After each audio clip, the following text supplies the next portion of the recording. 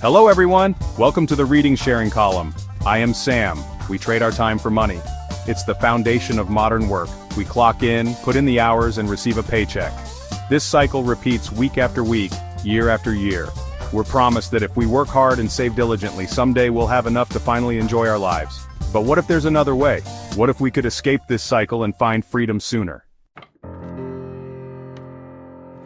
Meet Jacob, a scientist who found himself questioning this traditional path. He felt trapped in the daily grind, his precious time slipping away in exchange for a paycheck that barely covered his expenses. The promise of retirement seemed a distant dream, a reward for enduring decades of unfulfilling work. Jacob knew there had to be a better way to live. Jacob's journey began with a radical idea: minimalism. He realized that much of his income was spent on things he didn't need, fueling a cycle of work and consumption. He began decluttering his life, selling possessions, and downsizing his living expenses. This minimalist approach freed up not just his finances but also his time and mental energy. Reducing his expenses was just the first step. Jacob understood that true freedom meant escaping the consumption trap. He realized that most people are stuck in a system that encourages them to work more to buy more, trapping them in a cycle of debt and dissatisfaction. By breaking free from this consumerist mindset, Jacob could live on less and achieve financial independence much faster. So, Jacob's secret weapon was what he called skill freedom. He really embraced a do-it-yourself lifestyle, learning to do things himself instead of, always paying someone else. From home repairs and cooking to bicycle maintenance and even gardening, every new skill he picked up saved him money and gave him this real sense of accomplishment. Over time, skill freedom became his way to reclaim his time and live more independently.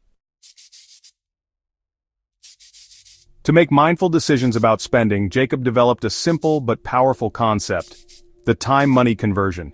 He calculated how many hours of work it took to pay for something, making him more conscious of the true cost of his purchases. This method helped him prioritize experiences and essential items over fleeting material possessions. By embracing minimalism, skill freedom, and mindful spending, Jacob reached a point where work became optional. He no longer needed to endure a soul-crushing job just to pay the bills. This newfound freedom allowed him to pursue work that aligned with his passions and interests. He could choose projects that excited him, contributing his skills and knowledge to endeavors he found meaningful. Jacob's story is not about retiring early but about designing a life of freedom. It's about breaking free from societal expectations and creating a life on your own terms. It's about finding joy in simplicity, pursuing your passions, and living with intention. It's about recognizing that true wealth comes not from material possessions, but from the freedom to choose how you spend your time and energy.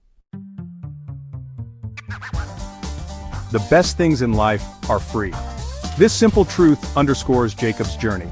True freedom lies not in amassing wealth but in designing a life that aligns with your values.